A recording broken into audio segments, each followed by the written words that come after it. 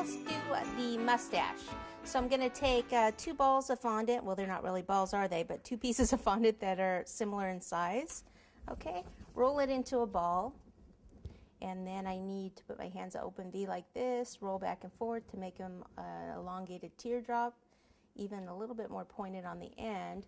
This needs to go in here like so. So I can go ahead and push that on. I was just seeing if it was a good size. I may want to go a tiny bit smaller, but I'm going to put it on first. Other one, V, roll back and forth. Okay, and place this one right here under the nose also. I did put a little bit of shortening there. Okay, we want to be able to see that mouth underneath. This needs to come way out and over. I think that's actually a good size. So before we go too much further, I'm going to take this tool and I'm going to draw some lines this way. And then I'm going to take some and draw this way.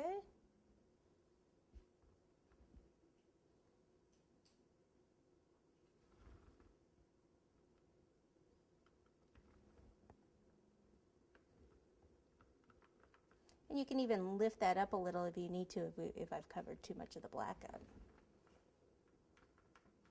Okay, now I can do it underneath there.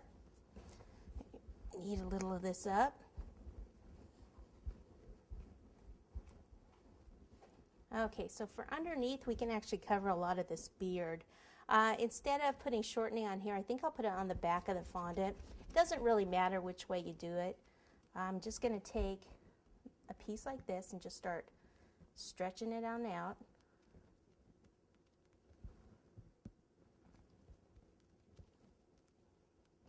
So I'll get to about there, take shortening on the back like so, lift it up.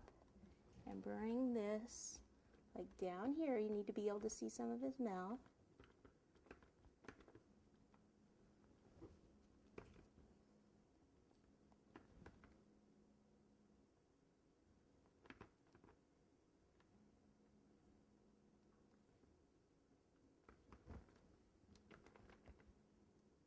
Pull onto the back of his head and push this in.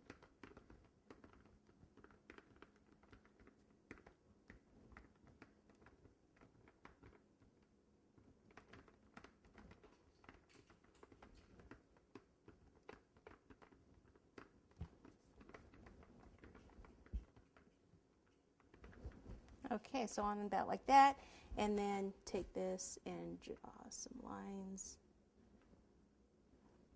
When I get down here, sometimes it's easier to come up this way.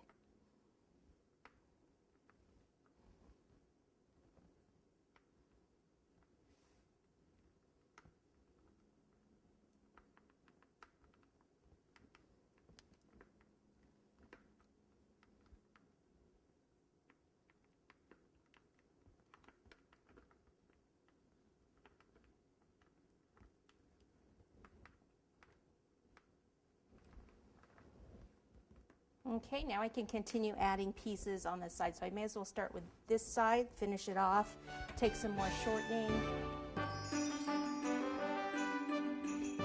I'll probably put some on the back of the fondant too. Then I know it's going to stick for sure.